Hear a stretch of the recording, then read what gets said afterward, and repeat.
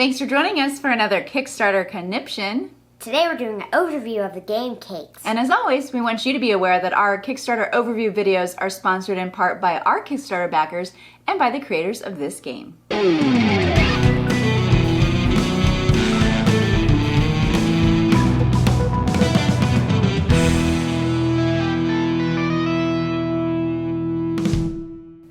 Thanks for joining us at Tantrum House Studio 3. I'm Sarah Meadows. And I'm Xander Meadows, and today we're going to be playing Cakes. It's a 2 to 4 player game from designer Juan Carlos Ruiz from Automo Games, and it's a dexterity game that takes about 20 minutes to play. So let's play. To start playing, you give everyone a plate and put the bell in the center. Give each player 10 frosting cards, 20 sponge cake cards, and place the topping cubes in the center. Shuffle the order deck, and then you're ready to begin. Once the order is flipped, everyone makes their cakes. Players race to place 2 sponge cake cards and a frosting card on top to complete a layer of their cake. Some orders have a cherry on top, so a topping cube must be added. As soon as you are finished, click the bell. All players must stop, and you check to see if the player has correctly completed all the layers, and then they're rewarded the points on the card. A new order is flipped, and play continues until all orders have been filled. Or someone can create a 10-layer cake.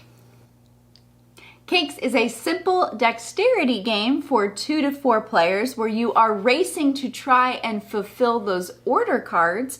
And there are a couple different modes of play that you can have if you have kids. What do you do differently if you have kids? If you have kids, you can put the plate on the table so it's easier for them. And also you can, if it falls over, you can rebuild it. Yeah, if it falls over, you just pick up where you left off. You can leave what is there if you want to, or you can start over.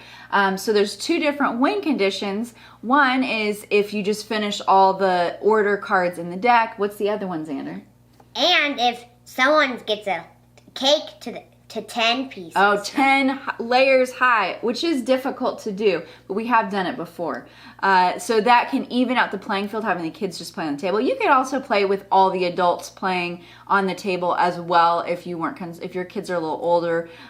Sometimes you can, if your cake falls over in the middle and you've been the one to hit the bell, it doesn't count and you just have to keep playing.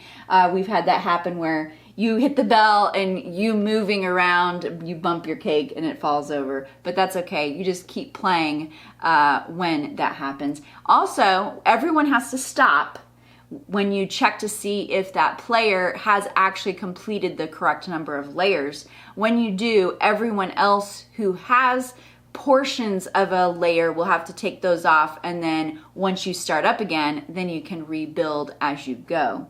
How about the artwork on this game? The artwork is really cool. It had some blueberry cakes and some carrot cakes. I like it a lot.